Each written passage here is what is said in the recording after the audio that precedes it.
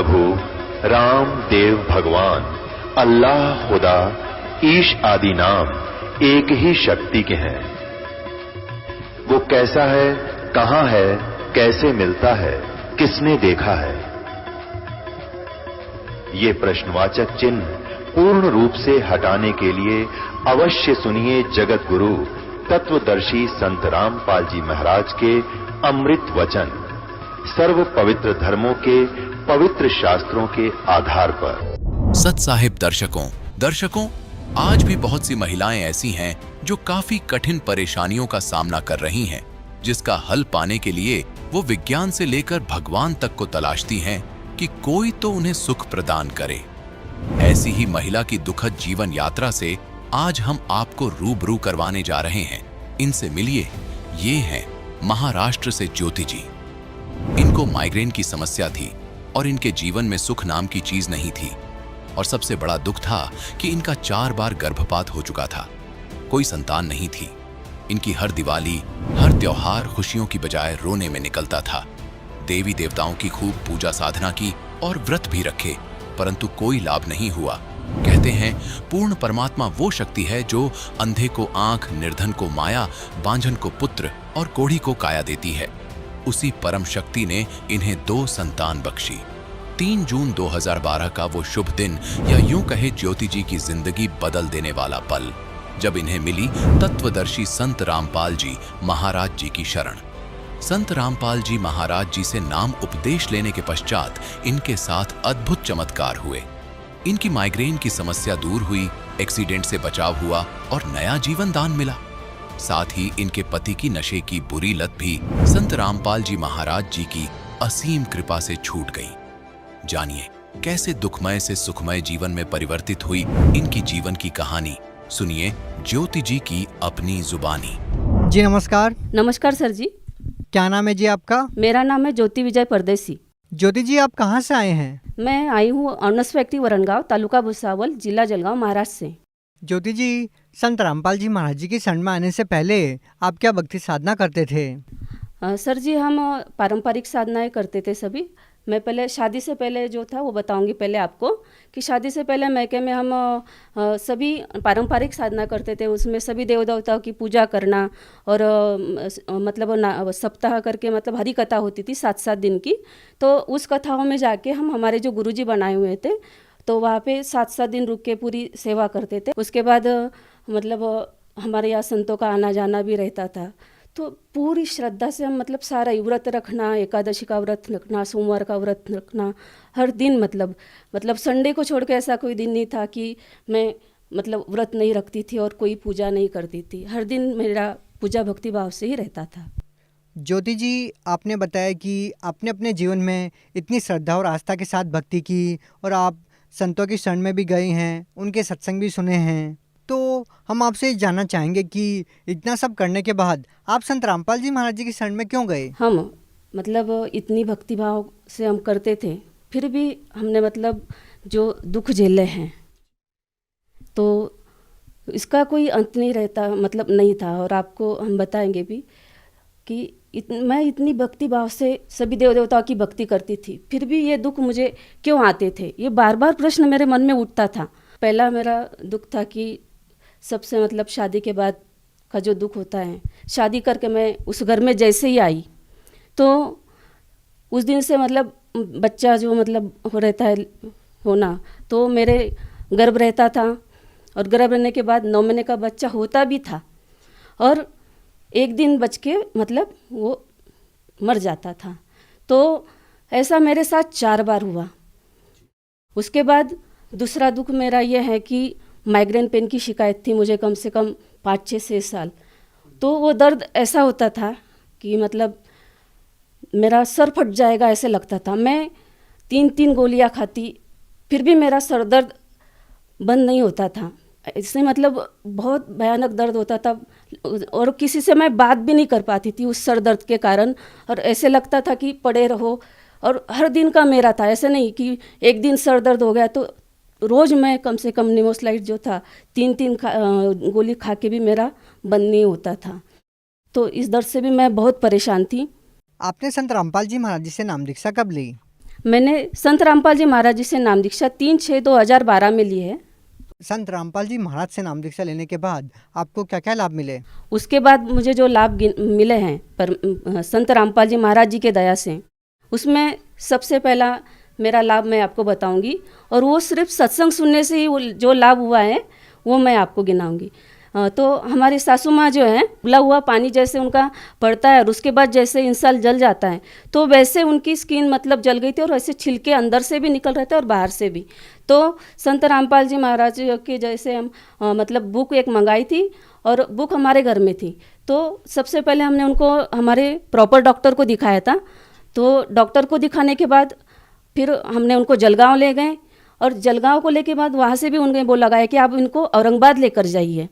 तो मतलब फिर संत रामपाल जी महाराज ने हमें ऐसे बुद्धि दी कि उनको हम घर लेकर आए, उनके कपड़े वगैरह देने के लिए। और फिर घर जैसे आए तो संत रामपाल जी महाराज की हमने बुक मंगाई थी। तो हमारे ससुर जी ने क्या किया कि उस पर संत रामपाल जी की एक फ़ोटो होती है आशीर्वाद वाली, तो आशीर्वाद वाली फ़ोटो ससुर जी ने खोली और उनके सर पे रखा उस फ़ोटो को, और बोला कि आप ही इनको बचा कर ला सकते हो और दुनिया में कोई ऐसा नहीं है कि इनको अब बचा के लाए, उनकी स्थिति देख के। और फिर वो औरंगाबाद गए। औरंगाबाद कम से कम 1 महीना वो अस्पताल में रहे, डॉक्टर का उनका इलाज चलता रहा। हमारी चाची जी और मम्मी जी भी उन्हें मिलने जाते थे तो मुझे बोलते थे कि इनके पैर जो हैं उल्टे सूज गए हैं और अब ये नहीं बचेंगे, ऐसा मुझे फ़ोन पर बताते थे। तो हम मतलब बहुत रोना आता था कि हे भगवान, मतलब हम संत रामपाल जी महाराज के सत्संग सुन रहे थे, हमें पूरा विश्वास हो गया था उन पे कि यही भगवान है और यही धरती पर आए और यही इनको बचा सकते हैं। तो पूर्ण विश्वास हो गया था और हम उनकी सत्संग और ही ध्यान से सुने और उन्हें वही विनती करें कि हे संत रामपाल जी महाराज, आप भी एक ही हो कि अब हमारे सासू माँ को घर बचा कर ला सकते हो। और 1 महीने के बाद संत रामपाल जी महाराज जी के दया से वो घर पर आई और स्वस्थ होकर आई और हमें बहुत खुशी हुई। और फिर उसके बाद हम पूरा परिवार जाके 15 लोग थे, हम 15 के 15 लोग संत रामपाल जी महाराज जी के शरण में गए और संत रामपाल जी महाराज जी से हमने नाम दीक्षा ली। और उस नाम दीक्षा वाले दिन से लेकर आज हम कितने अनुभव आपको गिनाए सर जी, हम तो बताएंगे, हमारे मुंह का थूक भी सूख जाएगा। तो आप इतना मतलब इतने पल पल अनुभव देते हैं संत रामपाल जी महाराज जी हमको। दूसरा लाभ हम आपसे गिनाएंगे कि जैसे मुझे जो गर्भपात होता था तो कम से कम ऐसा मेरे साथ 4 बार हुआ है। तो 4 बार में हर दिवाली मैंने अस्पताल में मनाई है। और देखो आपसे हमने सर जी हमने ये भी बताया आपको कि मतलब हम इतनी देवी देवताओं की भक्ति करते हुए भी जो दुख मैंने झेला है सर जी आपको हम बता नहीं सकते। कि हर दिवाली में मतलब वही मेरा रहता था कि बच्चा रहता था और मैं अस्पताल में जाके वही मेरे बच्चा होता था, एक दिन रुकता था और उसको मतलब मेरे जो पतिदेव है उसको डाल के आते थे। तो मैं उस भगवानों से विनती करती थी, मैं जिनकी भक्ति करती थी तो उनको विनती करती थी कि आप बच्चा नहीं रखते हो तो हमें क्यों जिंदा रखते हो, हमें ही मार डालो। लेकिन उन भगवानों ने मेरी नहीं सुनी।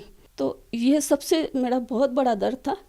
उससे पहले ही परमात्मा ने दया कर दी थी। नाम दीक्षा तो हमने बाद में ली है, लेकिन मैं जब ये बोला करती थी कि कोई सच्चा भगवान है इस धरती पर तो मुझे इस दुख से बचाए। तो मुझे अभी यह लगता है कि मुझे तभी संत रामपाल जी महाराज जी ने ही मतलब कबीर भगवान हम जिनको मानते हैं संत रामपाल जी महाराज जी को, तो उन्होंने आकर ही मुझे वो 2 संतान दिए हैं। दुनिया भले ही कुछ ही कहते रहे लेकिन मेरे लिए तब भी जब मैंने नाम नहीं लिया था तब भी संत रामपाल जी महाराज जी ने ही मुझे ये 2 बच्चे हैं, मेरा एक बेटा है और एक बेटी है। तीसरा लाभ मेरा ये है कि मुझे माइग्रेन पेन होता था।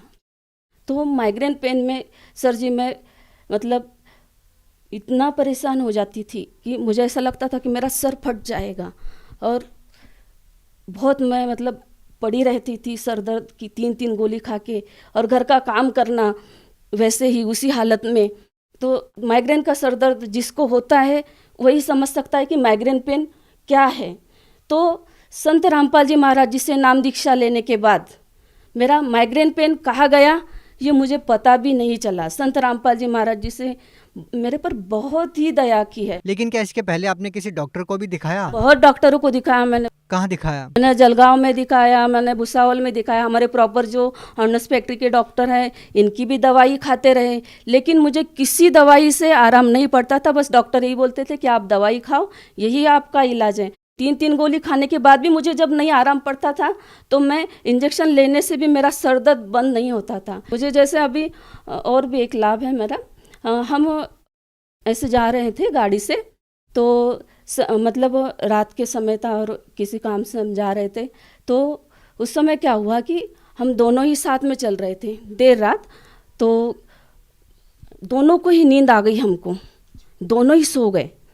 और परमात्मा संत रामपाल जी महाराज साक्षात स्वरूप हमारे वहाँ आए और हमारी गाड़ी ऐसे रास्ते से चल रही थी, तो साइड में परमात्मा ने, संत रामपाल जी महाराज ने साक्षात आकर उसको साइड में लेकर ऐसे खड़ी कर दी और हम दोनों सोए थे। फिर पहले परमात्मा जी ने, संत रामपाल जी महाराज जी ने सर जी को, मतलब मेरे पति को उठाया, और वो जब जगे तो उन्होंने मुझे जगाया। देखो ये क्या हुआ कि मैं जैसे ही मतलब मुझे नींद खुली तो गाड़ी ऐसा साइड में देखी थी और पैर उस पर रखा हुआ, और हम दोनों के दोनों उस समय मतलब हमारी मौत होनी थी दोनों की ही, क्योंकि हम दोनों ही कितनी देर सोए और कैसी गाड़ी चली हमको तो कुछ पता नहीं, लेकिन हमारे परमेश्वर स्वरूप साक्षात संत रामपाल जी महाराज ने आके उस समय हमारी जान बचाई है, ये हम बहुत अच्छे से जानते हैं। नहीं तो उस समय तो हमारा दोनों का ही मतलब अंतिम समय था, लेकिन साक्षात संत रामपाल जी महाराज आकर हमें बचा है उस समय। ज्योति जी, जैसा कि आपने बताया कि संत रामपाल जी महाराज से नाम दीक्षा लेने के बाद आपको इतने सारे लाभ मिले, तो क्या आपको नहीं लगता कि आप किसी और संत से भी नाम उपदेश लेते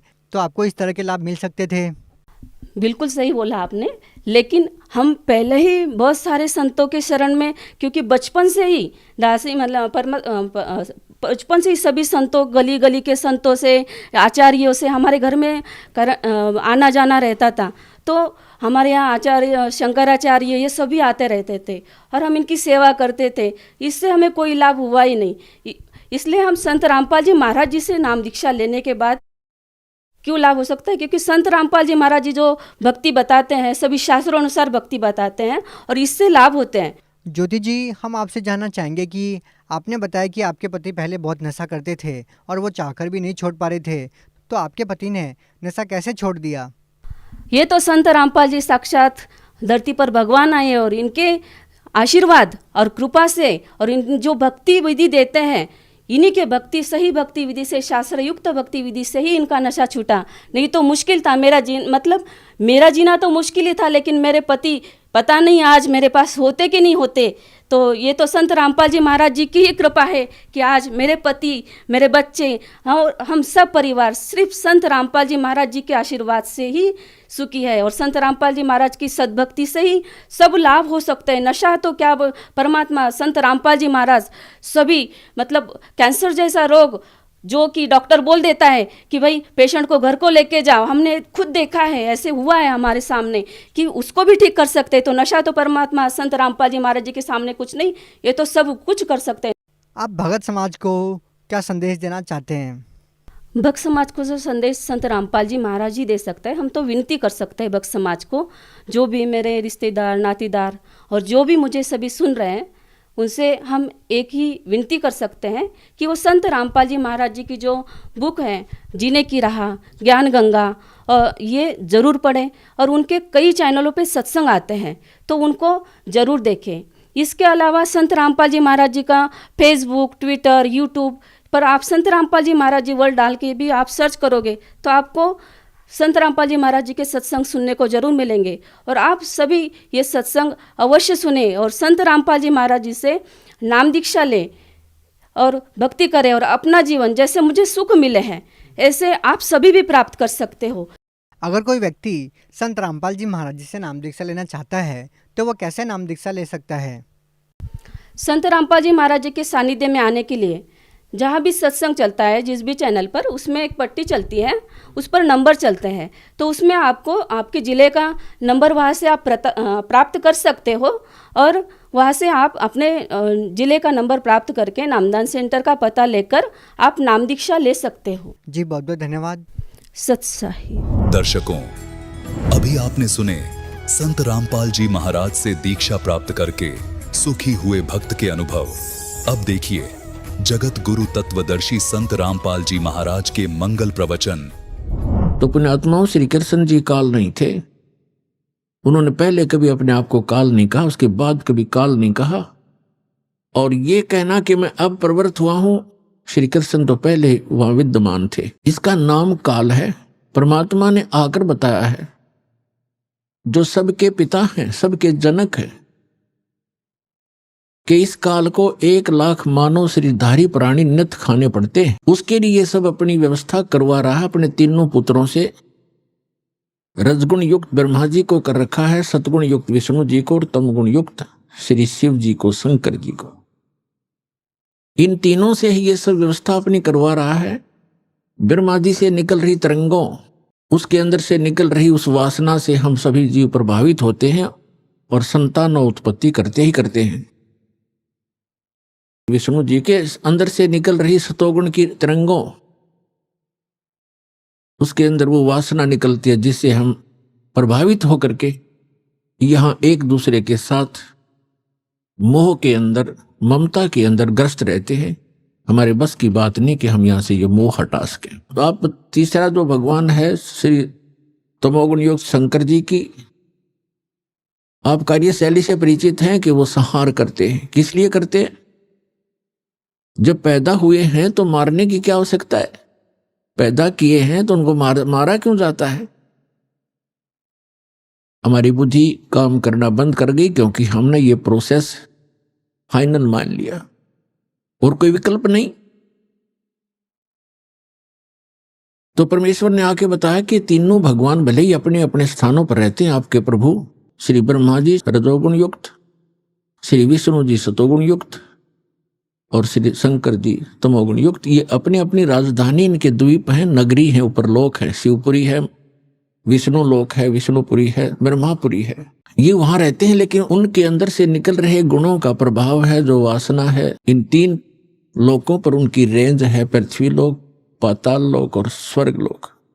तो वहीं से वो प्रभावित कर रहे हैं यहां पर सबको। जैसे एक मकान के अंदर दूसरे कक्षों में व्यक्ति बैठे होते हैं और रसोई के अंदर मिर्चों का छोंक लगता है, तो अन्य कक्षों में बैठे हुए व्यक्ति भी प्रभावित होते हैं, जबकि वो स्थूल साकार वस्तु रसोई के अंदर है मिर्च, उसके गुण ने वहां प्रभावित किया और उनको छींकें आने लगी। उनके बस की बात नहीं कि उन छींकों को वो रोक सके किसी कीमत पर।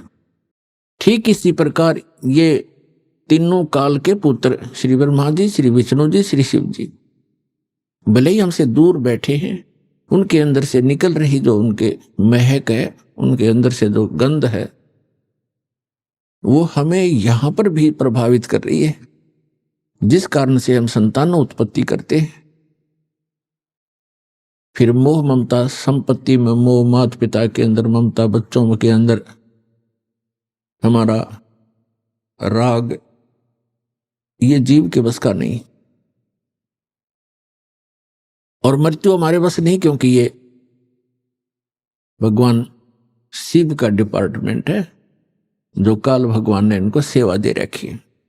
अब जैसे कोई कसाई का नौकर है, अब वो नौकरों की क्या पार बसाएगी कि वो कहेगा जिसको कि इतने बकरे ला के इस बाड़े में मेरे इस स्टॉक में ला के छोड़ दे, वो लाएगा। और दूसरे नौकर की सेवा लगा रखी है कि इन सब बकरों को तू इनकी सेवा कर, इनको चरा, जल पिला, गर्मी सर्दी से बचा, यहां रख, पालन कर इनका, वो करेगा ही करेगा। और तीसरे नौकर की उसने ड्यूटी लगा रखी है कि तुम मुझे जितने आवश्यक हो निकाल के यहां ला, इनको काट और सप्लाई करो। तो उनके बस की बात नहीं है, वो कितने नेक व्यक्ति हों, वो तीनों नौकर, लेकिन वो अपनी ड्यूटी को करनी ही पड़ेगी। इसी प्रकार ये तीनों देवता इस काल कसाई के, काल भगवान के पुत्र और साथ में नौकर हैं, व्यवस्थक हैं। और पुण्यात्माओं, इस काल भगवान को श्राप लगा हुआ है। 1,00,000 मानव शरीरधारी प्राणी ये नित्य आहार करता है। परमेश्वर ने आके बताया हमारे को जैसे परमेश्वर चारों युगों में आते हैं, और जो ये सत्संग चल रहा है ये उसी उपलक्ष्य में है कि ये वो शुभ दिन है जिस दिन परमात्मा ने हमारे ऊपर दया करी। कलयुग के अंदर हम दुखी प्राणियों को, भ्रमित प्राणियों को आके सही दिशा देने के लिए वो परमात्मा उस अच्छे लोक को छोड़कर हमारे लिए इस काल के लोक में आए, कसाई के बाड़े में आए, कसाई के लोक में आए और हमारे को यथार्थ ज्ञान देने की चेष्टा की। लेकिन हमने परमात्मा के उस ज्ञान को स्वीकार नहीं किया, क्योंकि हमारे धर्म गुरु काल से प्रभावित हैं, प्रेरित हैं। उन्होंने अज्ञान सुना हुआ सदग्रंथों को आधार बताते और सदग्रंथों के विपरीत ज्ञान सुनाते रहे हमारे का। तो वो परमात्मा यहां आते रहते हैं और ये उसी उपलक्ष्य में समागम चल रहा है। सतगुरु आए दया करी, ऐसे दीन दयाल, बंदी छोड़ वृद्धतास कहा, जठरगनी प्रतिपाल। सतगुरु आए दया करी, परमात्मा सतगुरु रूप में आए, हमारे ऊपर मेहर करी। ऐसे दीन दयाल, हमने कैसी भयंकर गलती कर रखी है पुण्यात्माओं, लेकिन ये दयालु गणे हैं। हम भरी थाली का ठोकर मार के आए हो आप, हम सभी नालायक हैं हम। वहां में सर्व सुख प्राप्त थे सतलोक में, आपको सर्व सुख सुविधाएं थी, विमान था प्रत्येक का अलग अलग, वहां पर हर प्रकार की सुविधाएं थी। सदाबहार वृक्ष हैं, झरने बह रहे हैं, कोई गर्मी और सर्दी नहीं है, सुंदर युवा शरीर रहता है, गर्मी सर्दी मच्छर माखी कुछ नहीं, किसी चीज का अभाव नहीं, कोई दुर्घटना नहीं। ऐसे सर्व सुख संपन्न लोग को छोड़कर इस काल के साथ यहां धक्के खाने आ गए। और आज हमारी क्या दुर्गति कर रखी है, कोई जीव सुखी नहीं। चाहे यहां प्रधानमंत्री बना बैठा हो, हर समय उसकी चिंता खत्म नहीं होती, टेंशन ग्रस्त रहता है।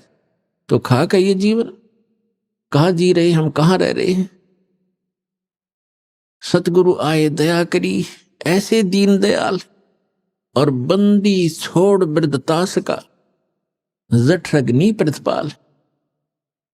बंदी छोड़ माने इस काल की बंद से हम बंदी हैं, कैदी हैं, काल के कैदी हैं, और हम कर्मानुसार अपने दुख या भोग रहे हैं, क्योंकि कैद में किए हुए कर्म का ही दंड भोग रहा होता है। तो समर्थ आकर के हमें काल के जाल से छुड़वाकर सतलोक ले जाते हैं, अमरलोक ले जाते हैं। इसलिए वो बंदी छोड़ खाते हैं। अमर करूं सतलोक पठाऊं, ताते बंदी छोड़ कहाऊं। कहते हैं अमर करूं, सदा के लिए ऐसे स्थान पर भेज दूंगा तुम्हें जहां आपकी कभी मृत्यु नहीं होगी। गीता अध्याय नंबर 15 के श्लोक नंबर 1 से 4 में प्रमाण है कि उल्टा लटका हुआ संसार रूपी वृक्ष समझो, इसके ऊपर को मूल है, नीचे को तीनों गुण रजगुण ब्रह्मा सदगुण विष्णु रूपी शाखाएं हैं। और जो संत इसके सभी विभाग बता देता है अलग अलग करके, स वेदविद, वो वेद के तात्पर्य को जानने वाला है, वो तत्वदर्शी संत है। और ये भूमिका परमात्मा ही कर सकता है तत्वदर्शी संत की, और कर नहीं सकते। तत्व का अर्थ है पूर्ण रूप से सत्य ज्ञान आधार से जो ज्ञान प्रचार करता है वो तत्वदर्शी होता है। यहां के ब्रह्मा जी को मालूम नहीं, कहता है मैं पता नहीं कहां से उत्पन्न हो गया और कौन मेरे जनक हैं। तो ब्रह्मा जी से ही ज्ञान आगे सबको प्राप्त है, इंक्लूडिंग विष्णु और शिव जी तक, उसी से ज्ञान प्राप्त है। तो उसके बाद कितने ऋषि महर्षि अपनी चतुरता दिखाते रहे, वो तत्वदर्शी कैसे हो सकते हैं। वो परमात्मा की एक प्रश्न का उत्तर नहीं दे पाए आज तक। सतयुग से लेकर कलयुग तक परमात्मा चारों युगों में आते रहे और यहाँ ज्ञान प्रचार करते रहे। प्रश्न किया करते हमारे धर्मगुरुओं से कि कौन ब्रह्मा का पिता है, कौन विष्णु की माँ, और शंकर का दादा कौन है, पंडित जी दो बताओ। ये ज्ञान का उत्तर ना देकर के उनके साथ झगड़ा ठाना करते थे। और इनको अजर अमर अविनाशी इनका कोई जनक नहीं, सर्वेश्वर है, महेश्वर है, कालज्ञ है, मृत्युंजय है, ऐसे कहकर ये हमें भ्रमित किया करते थे। तो परमात्मा हमारे को यहाँ से काल के जाल से निकालने के लिए आते हैं, कहते हैं अमर करूं सतलोक पठाऊं, ताते बंदी छोड़ कहाऊं। कर्मों के बंधन से हम यहाँ बंधे हुए हैं, हमारे इन बंधन को काट कर भगवान हमें मुक्त कराता है। तो तत्वदर्शी संत की भूमिका करने के लिए वो परमात्मा स्वयं ही आते हैं। और गरीबदास जी कहते हैं सतगुरु आए दया करी ऐसे दीन दयाल, बंदी छोड़ वृद्ध तास का जट से नहीं प्रतिपाल। तो गीता अध्याय नंबर 15 के श्लोक नंबर 1 से 4 में ये स्पष्ट किया, परमात्मा ने बताया है कि सभी विभाग बताए संसार रूपी वृक्ष के कि अक्षर पुरुष एक पेड़ है, सरपुरुष वा की डार, इसको निरंजन ज्योति निरंजन भी कहते हैं। अक्षर पुरुष एक पेड़ है, सरपुरुष वा की डार, और तीनों देवा शाखा हैं ये पात रूप संसार। जैसे पेड़ कौन सा होता है, जो पृथ्वी से बाहर दिखाई देता है, अंदर का जो जड़ें होती है, मूल हैं, वो गुप्त होती हैं, प्रोक्ष होती हैं, वो अव्यक्त होती हैं, वो दिखाई नहीं देती। तो मूल स्वयं परमात्मा ही थे कबीर भगवान, अमर पुरुष, सत्य पुरुष, परम अक्षर ब्रह्म है वो। और उसके बाहर जो दिखाई देता उसके विषय में उन्होंने बताया कि अक्षर पुरुष ये तना समझो, और सरपुरुष वा की डार, जो मोटी डार निकलती है उसको ब्रह्म समझो, और तीनों देवा शाखा हैं, डार के आगे 3 शाखा समझो, ये रजगुण ब्रह्मा सदगुण विष्णु तप गुण शिव जी जान। परमात्मा ने बताया था अक्षर पुरुष एक पेड़ है, ये पृथ्वी से बाहर जो दिखाई देता है, इसके विषय में परमात्मा ने जानकारी दी है कि अक्षर पुरुष ये तना जो है ये तो अक्षर पुरुष है, और सरपुरुष वा की डार, और तीनों देवा शाखा हैं ये पात रूप संसार। ये तना तो अक्षर पुरुष है, ये सरपुरुष वा की डार, और तीनों देवा शाखा हैं ये हम यहाँ हैं, ये पात रूप संसार। अब जड़ कौन है ये बताने के लिए इस दास को भेजा है कि ये परम अक्षर ब्रह्म है जो सबका पालन करता है, जो गुप्त है, प्रोक्ष है, पृथ्वी के अंदर समझो, यानी ऊपर के लोक हैं, सतलोक, अलखलोक, अगमलोक, अकह लोक, ये इससे ऊपर का पुरुष नीचे का। और ये है कौन? अनंत कोट ब्रह्मांड का एक रति नहीं भारे, सतगुरु पुरुष कबीरे हैं ये कुल के सिरजनहारे। हम सुल्तानी नानक तारे दादू को उपदेश दिया, जात जुलाहा भेद न पाया ये काशी महे कबीर हुआ। तो ये है वो संसार रूपी वृक्ष।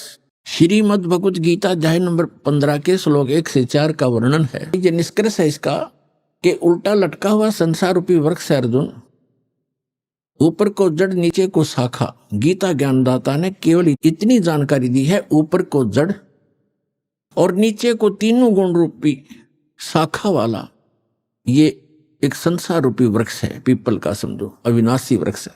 ऊर्ध्व मूलम अध शाखम अश्वत्थम प्राहु अव्यम छंदासी यस्य पर्णानि ये तम वेद स वेदवित। इसके सभी छंद, सभी विभाग जो जानता है, पत्तों समेत इसके सब छंद हैं।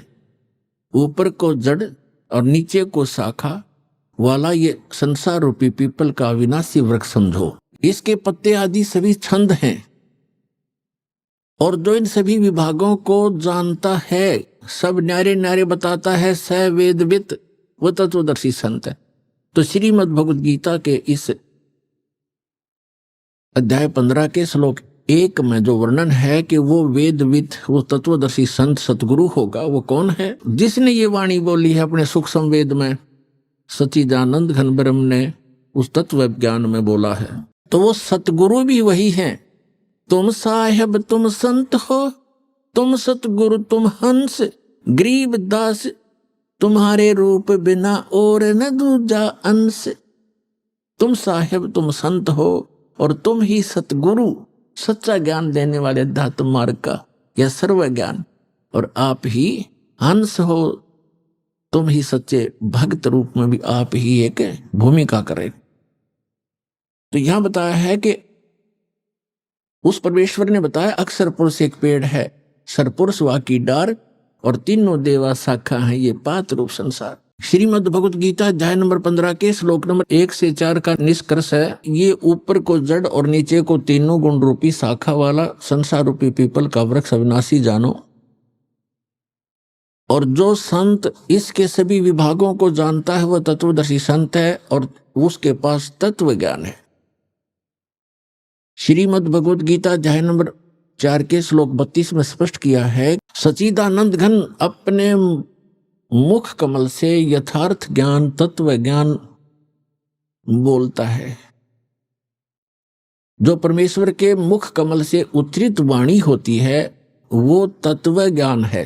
उसके अंदर आध्यात्मिक यज्ञों का यानी आध्यात्मिक अनुष्ठानों का विस्तृत विवरण होता है, और उसको जानने के बाद फिर सभी कर्मों से सभी पापों से मुक्त प्राणी हो जाता है। वो तत्व ज्ञान स्वयं परमात्मा अपने मुख कमल से ब्रह्मणे मुखे, अपने मुख कमल से बोलकर वो वाणी उच्चारण करता है। सच्चिदानंद घन ब्रह्म की वाणी में विस्तार से कहे गए हैं वो तत्व ज्ञान है। चौथे अध्याय के 34वें श्लोक में कहा है कि अर्जुन उस तत्व ज्ञान को जो गीता ज्ञान से अन्य है, उस तत्व ज्ञान को तत्वदर्शी संतों के पास जाकर समझ, उनको दंडवत प्रणाम करने से, कपट छोड़कर उनकी सेवा करने से, सरलतापूर्वक प्रसन्न करने से वो तत्वदर्शी संत तुझे तत्व ज्ञान का उपदेश करेंगे।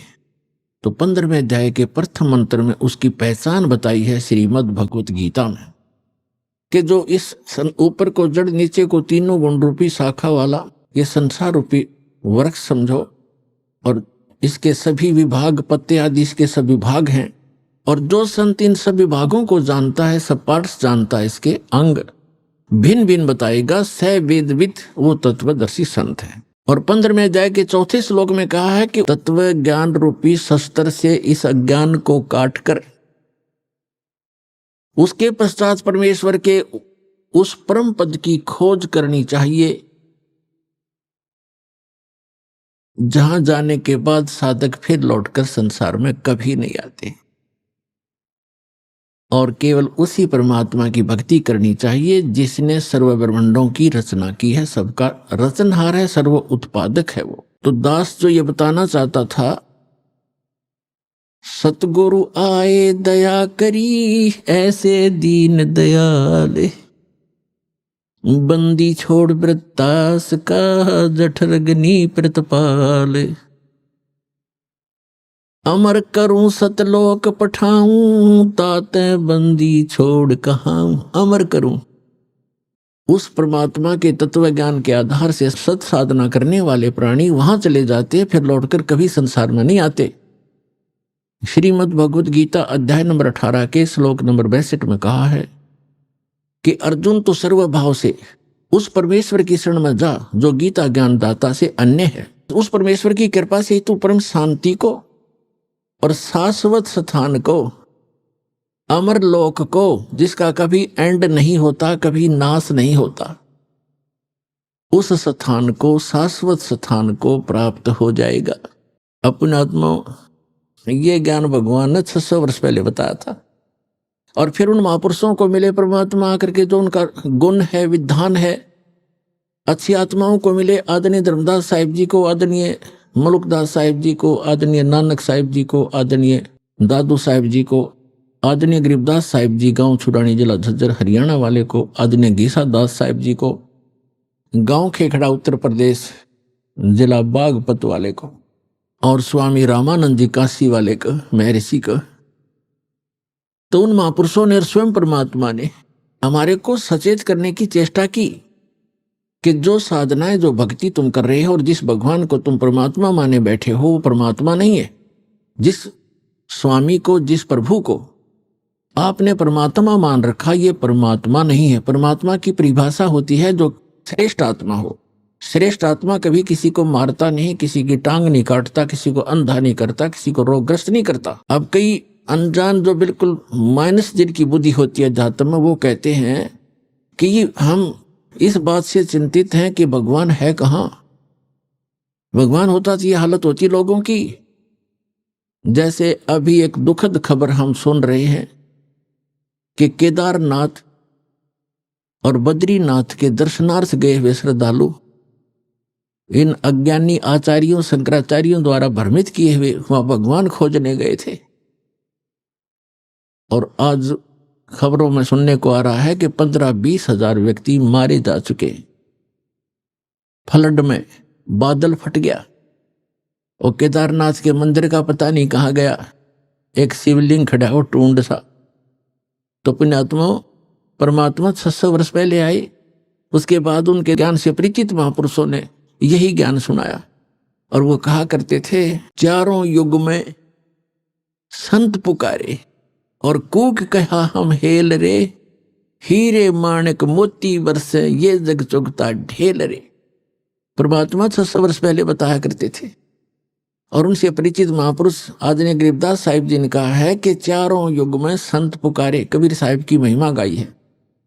और कूक कहा हम हेल रे, हमने रुक के मार मार के, आवाज लगा लगा के, शोर मचा मचा के बता दिया कि हम तत्व ज्ञान और सत साधना रूपी हीरे मोतियों की वर्षा कर रहे हैं।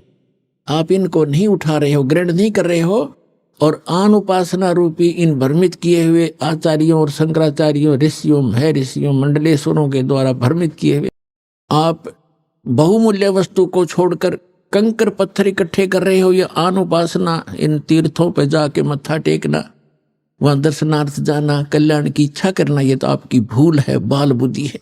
परमात्मा कहते हमरा ज्ञान किन्हें ना सुनिया, और ये पर भी लेन जात है दुनिया। पुण्यात्मा, हमें बड़ा दुख है कि हमारे भाई बहन वहां किसी गंदी मौत मरे केदारनाथ की इस दुर्घटना में। कलेजा मुंह को आता है। हमारी ही दशा ऐसी हो रही है उनकी इस दीनता को देखकर। कोई भूखा मर के अचानक बैठे हैं, धर्मशालाएं बह गई हैं, कोई सो रहा था, कोई भगवान के गुण गा रहा था, आज उनका पता नहीं कहां चले गए। तो पुण्यात्माओं, जिनके वो सदस्य मरे होंगे उनकी क्या हालत होगी। तो कैसा है ये लोग। यहां संतों ने, महापुरुषों ने बताया है, नानक साहिब जी कहते, ना जाने काल की कर डारे, और किस विध ढल जा पासावे, और जिनाते सरते मौत खुड़क दी उन्हानु केड़ा हासावे। तो पुण्यात्माओं, परमात्मा स्वयं आकर के हमें ज्ञान सुनाया करते थे। इन अज्ञानी गुरुओं ने काल प्रेरित होकर अपने स्वार्थवश हमारे तक यथार्थ ज्ञान भगवान का दिया हुआ आने नहीं दिया। और कबीर साहब दुलाहा, एक धानक, एक निर्धन व्यक्ति, और फिर लास्ट में एक कवि, और ज्यादा ही किसी ने उपमा दी तो एक भक्त कहकर उनकी फाइल को क्लोज कर रखा था, उनकी हिस्ट्री बंद कर दी थी, लाल को कूड़े के ढेर में डाल दिया था। इस दास को पारखू बनाया, जोरही बनाया। इस दास ने उस लाल की परख की और ढंडोरा पीटा, अनाउंसमेंट करनी शुरू कर दी कि ये लाल है जिसको तुम पत्थर मान रहे हो और जिनको तुम हीरे मोती समझते हो, वो कौड़ी हैं, वो बहुमूल्य नहीं है। इस प्रचार के लिए, अपने भाई बहनों तक ये सत्य संदेश पहुंचाने के लिए दास ने और दास के साथ पहले समय से लगे हुए मेरे बच्चे और बेटियों ने बहुत कुछ कठिनाइयों का सामना अवश्य करना पड़ा। जेलों में जाना पड़ा, जगह जगह इन नकली लोगों ने, झूठों ने हमारे ऊपर झूठे मुकदमे भी बनवाए बच्चों के ऊपर। लेकिन हमें पता लग गया है कि वो अनजानपने में ये सब कुछ कर रहे हैं। जिस दिन उनको भी ये ज्ञान होगा, वो भी उसी भगवान के बच्चे हैं और वो हमारे साथ हो जाएंगे, उनका कल्याण हो जाएगा। हमारा उद्देश्य किसी की भावनाओं को ठेस पहुंचाना नहीं, हमारा उद्देश्य उनको सही दिशा देना है कि जिससे आपका भी, आपके परिवार का भी, और आपके जो इस गलत साधना करके चले गए, मृत्यु को प्राप्त आज प्रेत पितर बने हुए, उनका भी उद्धार हो जाएगा इस साधना से, जो दास बताता है। अब जैसे भावनाओं को ठेस पहुंचाने की बात जो ये मूर्ख लोग करते हैं, जो स्वार्थी करते हैं, जनता को भ्रमित करते हैं कि हमारी भावनाओं को ठेस पहुंचा दिया, इन मंदिर मस्जिदों, गुरुद्वारों और चर्चों की पूजा को ठीक नहीं बताया। मंदिरों में जाने को गलत बताते हैं, मूर्ति की पूजा गलत बताते हैं, केदारनाथ, अमरनाथ, इन धामों और तीर्थों पर जाने को गलत बताते हैं। ये हमारी भावनाओं को ठेस पहुंचाते हैं। पुण्यात्मा, भावनाओं को ठेस नहीं पहुंचाया जाता। यदि किसी के पास यथार्थ ज्ञान है और उस ज्ञान के आधार से कोई ज्ञान बताता है, वो तो ऐसा है जैसे बच्चे होते हैं, छोटे छोटे बच्चे। अग्नि जल रही होती है और बच्चा उस अग्नि की भट्ठी की तरफ चलता है और उसको कोई देख लेता है, बुद्धिमान व्यक्ति, कि ये बच्चे अग्नि की भट्ठी की तरफ जा रहे हैं और ये जल जाएंगे।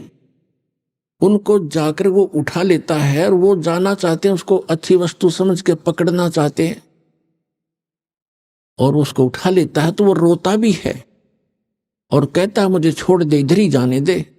उसकी भावनाओं को वहां ठेस पहुंचाना अनिवार्य था। यदि उस भावनाओं को ठेस नहीं पहुंचाया जाता तो जल के मर जाता वो बालक। तो दास का प्रयत्न यही समझो कि यदि आप इसको भावनाओं को ठेस समझते हो तो ये इस प्रकार की भावनाओं को ठेस पहुंचाना दास की मजबूरी होगी, क्योंकि दास इस मार्ग से परिचित हो चुका है और जहां तक पार बसाओगी आपको वहां नहीं जलने दूंगा उस आग के अंदर। अपने आत्मा परमात्मा आकर बताया करते थे कि जिन धामों की आप पूजा करने जाते हो, इन धामों की कुछ कम से कम तुम स्थापना देखो कैसी हुई है। इन तीर्थों की ये स्थापना कैसी हुई, और फिर ध्यान से सोचो, विचार करो। आज बालक नहीं हो, आप शिक्षित हो, उनके इतिहास, उनकी जीवनी हमारे पास उपलब्ध है, उनको पुनः विचार करके ग्रहण करो, उनको त्याग दो। देखो जितने भी तीर्थ हैं, धाम हैं और जितने भी ये पवित्र स्थल हैं, आदरणीय हैं, ये आदरणीय यादगारें हैं, लेकिन वहां जाने से मोक्ष नहीं हो सकता। आपको बहुत बार बताया है, परमात्मा भी आकर स्वयं बताया करते थे और कहा करते थे कि इन धामों पर जाने से आपका मोक्ष नहीं, उल्टा पाप और जीवन नाशी आपका होता है। अभी आपने सुने संत रामपाल जी महाराज के मंगल प्रवचन। आइए अब सुनते हैं संत रामपाल जी महाराज से नाम दीक्षा लेकर सतभक्ति करके अद्भुत लाभ प्राप्त करने वाले अनुयायी के विचार। दर्शकों, क्या एक पुस्तक के माध्यम से प्राप्त गुरु का मार्गदर्शन जीवन की तस्वीर को पूरी तरह बदल सकता है? आज हम आपको मिलवाने जा रहे हैं इंदौर के रहने वाले मुकेश जी से। दरअसल मुकेश जी अपनी समस्याओं से इस कदर परेशान हो चुके थे कि एक समय इन्होंने आत्महत्या जैसा कठोर कदम उठाने का पक्का इरादा कर लिया था। पर इसी बीच इन्हें संत रामपाल जी महाराज द्वारा लिखित पुस्तक ज्ञान गंगा मिली। इस पुस्तक में वर्णित शास्त्र, अनुकूल भक्ति और चमत्कारिक अनुभवों को पढ़ने के बाद आज मुकेश जी सुख शांति की राह पर चल रहे हैं। जब इन्होंने अपनी बहन के लाइलाज कैंसर और उसकी पीड़ाओं को दूर करने की गुहार लगाई तो देखिए क्या चमत्कार हुआ।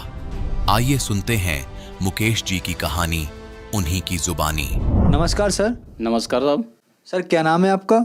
मुकेश हिरवानी, इंदौर से हूँ।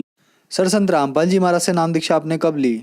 संत रामपाल जी महाराज से नाम दीक्षा मैंने 3 अप्रैल 2016 को ली है।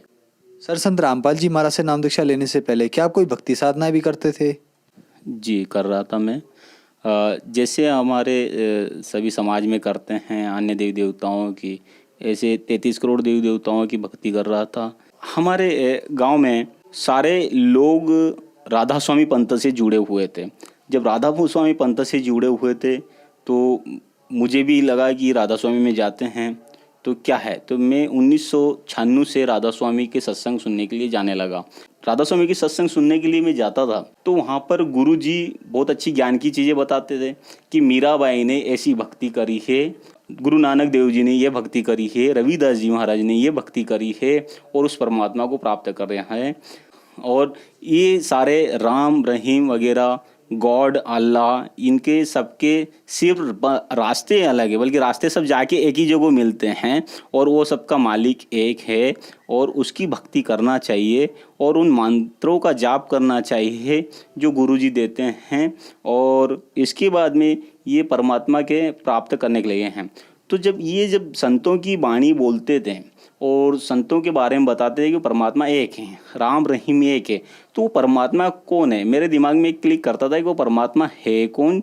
जिसकी भक्ति करते हैं वो परमात्मा के बारे में जानने की कोशिश कर रहा था मैं कि वो परमात्मा कौन है। बल्कि राधा स्वामी के अंतर्गत मैं 17 साल तक गया, उन्होंने अभी तक उस परमात्मा का मुझे नाम नहीं बताया कि वो परमात्मा कौन है। परमात्मा के बारे में मुझे उनके द्वारा बताए हुए ज्ञान से नहीं चला। तो वहाँ से मैं आसाराम बापू जी के सत्संगों में गया। मुझे एक हमारे पास में जिया जी थे, उन्होंने बोला कि आसाराम बाबू तो साक्षात सत्संगों के माध्यम में कृष्ण भगवान का अवतार हो जाते हैं, कृष्ण भगवान प्रकट हो जाते हैं। उनको चलो विष्णु भगवान की भक्ति करके देखें, कहीं परमात्मा अपने को साक्षात मिल जाएं। जब आसाराम बाबू जी के पास में गया तो उन्होंने 7-8 मंत्रों का बताया।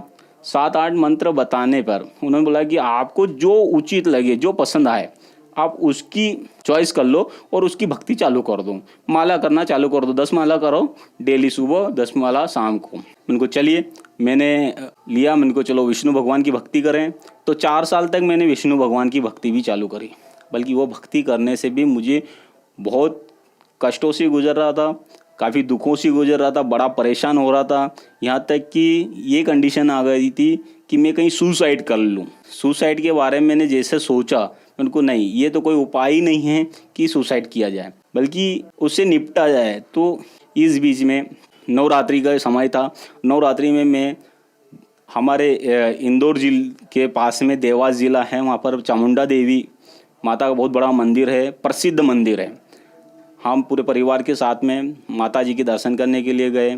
जब दर्शन करने के लिए हम चढ़े तो टेकरी के पास में ही वहाँ पर कुछ संत रामपाल जी महाराज के शिष्य जो थे वो ज्ञान गंगा पुस्तक की सेवाएं कर रहे थे। मैं उसके पास से थोड़ा आगे बढ़ा, वो ज्ञान गंगा लिखा हुआ जो था वो मुझे अट्रैक्टिव लगा, मुझे आकर्षित उस ज्ञान गंगा ने करा। मैं वापस रिटर्न आया, मैंने देखा, मैंने कहा भाई उस पुस्तक को लिया, अच्छी लगी मुझे। घर पे आने के बाद में उसको पढ़ा। घर पे आने के बाद में मैंने जब उसको पढ़ा तो उसमें जब देखा तो बहुत सारा अलग ज्ञान लिखा था, बल्कि ये नहीं मालूम था कि ये ज्ञान देने वाला भी यहाँ पर मौजूद है, ये पता नहीं था मुझे, क्योंकि पुस्तक में लिखा होगा। तो ये करके मैंने रख दिया। ये रखने के बाद में एक यहाँ पे इंदौर में एक भगत जी हैं, वो रामपाल जी महाराज का ज्ञान जो है से वो जुड़े हुए थे, उनके शिष्य थे। उन्होंने मुझे बोला कि मुकेश जी एक बहुत अच्छा ज्ञान है, आप परमात्मा के यूँ भी खाते पीते नहीं हो, आप उनके शिष्य बने हो। बल्कि ये आसाराम बापू जी का जो पंथ हैं, ये हैं पंथ तो सभी अच्छे हैं, बल्कि ये जो भक्ति विधि है ये गलत भक्ति विधि है। इस भक्ति विधि से मोक्ष नहीं मिलेगा, और अगर आपको मोक्ष लेना है, मोक्ष चाहिए, तो सही शास्त्रों के आधार पे आपको भक्ति करना पड़ेगी। तो मैंने क्या है, तो उन्होंने मुझे फिर वो ज्ञान गंगा पुस्तक दी। जब वो ज्ञान गंगा पुस्तक देखी, फिर से मैंने उसको पढ़ना चालू करा। जब स्टडी करी तो सारे शास्त्रों में प्रमाण थे। इनको नहीं यार, इसमें मैं यकीन नहीं कर सकता, इसमें जो लिखा हुआ वो हो सकता है ये गलत हो सकता है, इस महाराज का कुछ छापा हुआ हो सकता है और दूसरों के बारे में गलत बोल रहे होंगे। फिर मैंने कहा कि इसका कोई उपाय तो होगा ही। तो उसमें लिखा हुआ था ज्ञान गंगा के अंतर्गत जो प्रमाण लिखे हुए थे, पेज वाइज प्रमाण लिखे हुए थे, ग्रंथों का नाम लिखा हुआ था।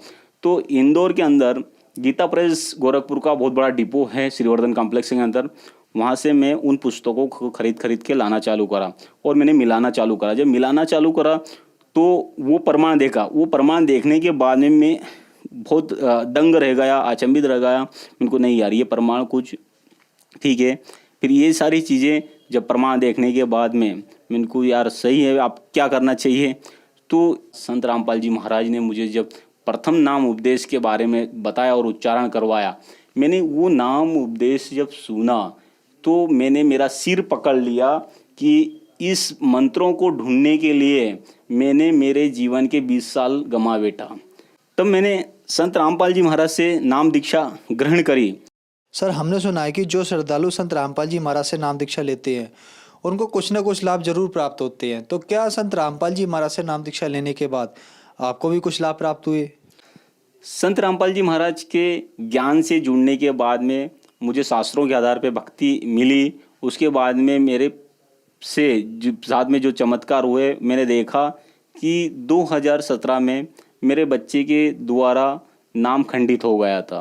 खंडित होने के बाद में तीसरे दिन बच्चे को अचानक जोर से तेज बुखार चढ़ा। तेज बुखार चढ़ने पे उसके सिर में इतना दर्द होना चालू हुआ, इतना कि मैं रात को करीबन 12:30 बजे के लगभग पास में एक हॉस्पिटल थे, वहाँ पे लेके गया। हॉस्पिटल में डॉक्टरों ने उसको डायनापर के इंजेक्शन तेज दर्द वाला लगाया। डायनापर के इंजेक्शन से भी उसको थोड़ी राहत मिली, उसका असर ख़त्म हुआ। उन्होंने बोल दिया था कि आप घर ले जाओ। घर लेके आ गए। जैसा उसका असर ख़त्म हुआ, वापस उसका सिर दर्द तेज चालू हुआ। सुबह परेशान हो गए हम लोग कि अब ये क्या करना चाहिए, क्योंकि वो इंजेक्शन लगाने से उसका असर ख़त्म होने के बाद में वापस चालू हुआ। हॉस्पिटल में गए, इंदौर के अंदर अरविंदो हॉस्पिटल है बहुत बड़ा, वहाँ पर हमने गए। वहाँ पे देखा, डॉक्टरों को बताया, चेक करा उन्होंने। तो उन्होंने हैवी डोज के जो इंजेक्शन हैं, सारे हैवी डोज के इंजेक्शन लगाए उनके सिर दर्द को कंट्रोल करने के लिए। एंटीबायोटिक लगाई, सब कुछ करा, उसके बावजूद भी सिर दर्द बंद नहीं हो रहा था। मैंने डॉक्टरों से, बड़े डॉक्टरों से सब चर्चा करी। डॉक्टरों ने बोला कि भैया इनको हमने आज एंटीबायोटिक और हैवी डोज वाले भी दे रखे हैं जिससे कि इनका सिर दर्द बंद हो जाए, बल्कि बच्चे का सिर दर्द नहीं बंद रहा, मतलब कि उनके सिर के अंदर कुछ ऐसा है, इन्फेक्शन हो चुका है जिसकी वजह से ये दर्द बंद नहीं हो रहा है। बचाने के लिए बोले कि ये हम कुछ नहीं कर सकते, बल्कि हैवी डोज से हैवी डोज जो है वो देने की कोशिश कर रहे हैं। और वो इन्फेक्शन का नाम सुनते ही मैं घबरा गया। मैं उनको आप क्या करूं? तो मैंने संत रामपाल जी महाराज के आश्रम में फ़ोन लगाया, प्रार्थना लगाई कि मालिक ऐसी सी बात है और बच्चे की तबीयत डॉक्टर मना बोल रहे हैं। जब मैंने ये प्रार्थना लगाई तो उन्होंने बोला कि संत रामपाल जी महाराज दया करेंगे, आप भक्ति करते रहो, मंत्रों को उच्चारण करते रहो। तो परमात्मा संत रामपाल जी महाराज की ये दया हुई कि बच्चे को धीरे धीरे उसका सुधार होना चालू हुआ। डॉक्टरों ने बोला था कि इनके शरीर में पूरे इन्फेक्शन है, इनके बॉडी से केमिकल निकालेंगे, इनकी रीढ़ की हड्डी से पानी निकालेंगे और उसको टेस्ट करने के लिए डॉक्टरों ने उनका सीटी स्कैन करवाया, एक्सरा करवाया और 5 रोज में एक रिपोर्ट आई थी। वो सारी बॉडी में से पीछे की रीढ़ की हड्डी से पानी निकाला था।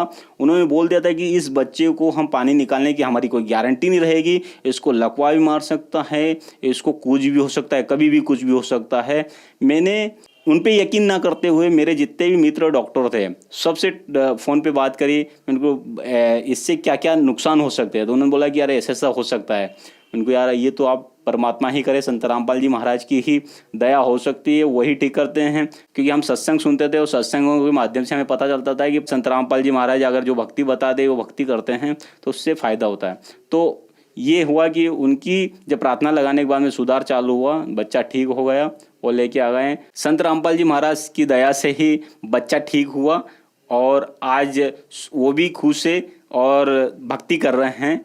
और दूसरा एक और चमत्कार अभी नया हुआ था। मेरी सिस्टर ने संत रामपाल जी महाराज से नाम दीक्षा ग्रहण करी। उन्होंने ग्रहण करने के बाद में उन्होंने ठीक से मर्यादा नहीं रखी, नाम खंडित कर लिया। नाम खंडित होने के बाद में उनको बहुत बड़ी गंभीर बीमारी, कैंसर की बीमारी हुई। ये मुझे नहीं पता चला।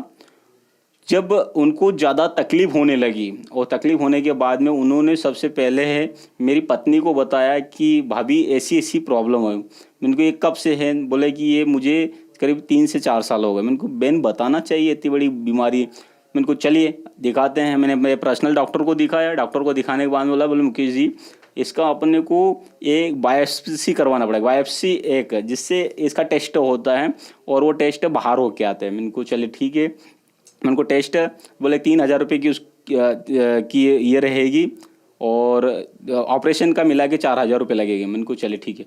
उन्होंने एक फ़ीस निकाला, बायोप्सी के लिए पहुंचाया और जब उसकी रिपोर्ट आई तो पता चला है कि 3 ग्रेड का जो कैंसर तरह हैं वो 3 ग्रेड का कैंसर क्रॉस हो चुका था और 4थे ग्रेड में लगने वाला था। उन्होंने बोला कि ये 4थे में आप ज़्यादा समय नहीं लगेगा। उनको 4थे की स्टेप होती कैसी है, चौथा हम कैसे पहचानेंगे कि चौथा है? बोला कि जब शरीर में कैंसर होता है, जगह जगह कैंसर की गांठें बनने लग जाती हैं, ब्लास्ट होने लग जाती है, ठीक है ना, और तकलीफ ज़्यादा बढ़ जाती है। समझ लीजिएगा ये चौथे ग्रेड का है। उन्होंने मुझे पूरी जानकारी दी, मैंने वो जानकारी मेरी बहन को नहीं बताई, क्योंकि मैं उसको बताऊंगा तो और जिएगी कैसे वो। उनको ब्रेस्ट कैंसर का था, एक की जगह दूसरी जगह भी हो गई। उनके पूरे हाथ में, दाहिने हाथ में उनका इतना मोटा हाथ हो गया और उसे फट रहा था। ये सारी चीज़ें मैं देख रहा था, इनको आप ज़्यादा ही हो गई। संत रामपाल जी महाराज जी, उनके बहन आप शुद्धिकरण करवाओ। संत रामपाल जी महाराज से नाम दीक्षा लेके पुनः उपदेश करवा के शुद्धिकरण करवाया और उनको नाम दीक्षा दिला दी, भक्ति करवाई। धीरे धीरे ट्रीटमेंट चलता रहा। संत रामपाल जी महाराज के आश्रम में प्रार्थना करी और मालिक से बात ये करे कि आप भक्ति करो तो परमात्मा दया करेंगे, संत रामपाल जी महाराज दया करेंगे, परमात्मा दया करेंगे और आप भक्ति करते रहो। भक्ति करते करते उनको फिर सतनाम मिल गया 4 महीने के बाद में। तो उनको बहन को फिर हॉस्पिटल में लेके गए, डॉक्टरों को दिखाया। डॉक्टरों ने बोला कि इसको हमारे बस की बात नहीं है। बस की बात इसलिए नहीं कि इनको पूरा बॉडी में फैल चुका है कैंसर का, पूरा बॉडी में ये जो दाहिना हाथ था, दाहिना हाथ भी इतना हो गया था। और बोले कि हमारे वो बस का बात नहीं है, आप कुछ भी कर सकते हो, जो ट्रीटमेंट चल रहा है इसमें संतुष्टि रखना पड़ेगी। जब ये चीज़ मेरे भांजे ने मुझे बताया मामा ऐसी कंडीशन बन रही है, मैं बाहर बैठ के हॉस्पिटल के बाहर खूब रो रहा था। हम इनको एक काम करें, अपन संत रामपाल जी महाराज के वहाँ पर अपना अर्जी लगाएं, एक लास्ट अर्जी लगा दें, अब जो भी परमात्मा दया करेंगे। जब वहाँ संत रामपाल जी महाराज के आश्रम में मैंने फ़ोन लगाया, प्रार्थना लगाई। प्रार्थना करने के बाद में उन्होंने बताया कि आप सतनाम का सुमरण करो और संकल्प कर लो। मैंने एक संकल्प करा वहीं से, और परमात्मा की ऐसी दया हुई। संकल्प करने के बाद में संत रामपाल जी महाराज की ऐसी दया हुई कि 15 मिनट के बाद में बहन को आराम मिलना चालू हुआ। आराम मिलने के बाद में उन्होंने 20 मिनट बाद में वहीं पर आने की अनार खाए, कुछ अनार खाने के बाद में वो सुधार होना चालू हुआ। सुधार होते होते होते होते आज बहन पूर्ण ठीक हो चुकी है। और जिसको मतलब 4 महीने जो बहन बिस्तर पे कभी सोई नहीं थी, पीठ नहीं लगाया होता, आज वो संतुष्ट सो रही है। और दया परमात्मा की, संत रामपाल जी महाराज की है कि अभी वो ठीक है और मालिक की भक्ति कर रही है। संत रामपाल जी महाराज की ऐसी दया रही कि बगैर ऑपरेशन के, बगैर दवाई के परमात्मा की दया से ठीक है बहन। और डॉक्टरों ने जो बोल दिया था कि इसको चौथे स्टेप का जो कैंसर जो फैला हुआ है, पूरी बॉडी में फैल चुका था, बोले कि इससे हमारे बस की बात नहीं, आप घर ले जा सकते हो इसको, बल्कि परमात्मा की ऐसी दया है कि अभी वो पूर्णतः ठीक है। उनका पूरा परिवार जुड़ चुका है। हाँ, एक इससे फ़ायदा ये हुआ है संत रामपाल जी महाराज की कि जो बाहर के जो भाई जो लोग जुड़े नहीं थे, वो बोलते थे कि आपको जुड़ने से, संत रामपाल जी महाराज की पूजा पाठ करने से, भक्ति करने से क्या फ़ायदा होता है। संत रामपाल जी महाराज की भक्ति का, संत रामपाल जी महाराज का विरोध करते थे, वो आज उनकी भक्ति विधि से, उनके बताए हुए हम कर रहे हैं तो वो भी खुश हैं और वो अभी सत्संग देखने लग गए हैं। सर, संत रामपाल जी महाराज से नाम दीक्षा लेने के बाद आपको बहुत सारे लाभ प्राप्त हुए, तो जो श्रद्धालु आज आपको देख रहे हैं और वो भी किसी न किसी बीमारी या कैंसर के मरीज हैं, उनके लिए आप क्या कहना चाहेंगे? मैं ऐसे भाइयों से निवेदन करना चाहूँगा कि आप संत रामपाल जी महाराज से नाम दीक्षा लें, ग्रहण करें। और ग्रहण करने के बाद में बहुत सारी बीमारियां हैं और उनसे आप बच सकते हो, छुटकारा, और घर में सुख शांति भी आती है उससे। आपको कि सुख शांति भी चाहिए व्यक्ति को। इस समाज में आज की कंडीशन ऐसी है कि व्यक्ति तकलीफ़ों से गुजर रहे हैं। सही भक्ति करेंगे तो सुख शांति होंगे। और आप सारे से निवेदन है कि आप संत रामपाल जी महाराज की शरण ग्रहण करिएगा और जल्दी से जल्दी आइएगा। सर, संत रामपाल जी महाराज से नाम दीक्षा कैसे ली जा सकती है? संत रामपाल जी महाराज से नाम दीक्षा लेने के लिए टीवी चैनलों पे सत्संग आते हैं, उनके नीचे एक पट्टी चलती है, पट्टी पे नंबर रहते हैं, उन नंबरों पे आप फ़ोन लगा सकते हो। फ़ोन लगाने के बाद में आपको बता दिया जाएगा कि हर ज़िले में अभी सेंटर खुल चुके हैं नाम दीक्षा के, वहाँ जाके आप नाम दीक्षा ग्रहण कर सकते हैं। संत रामपाल जी महाराज से नाम दीक्षा ग्रहण करके आप मोक्ष प्राप्त कर सकते हो, सुख शांति प्राप्त कर सकते हो। धन्यवाद सर। सत साई।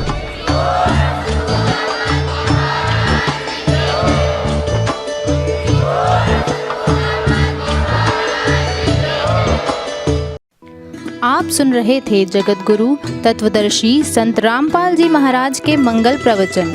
अधिक जानकारी के लिए संपर्क करें।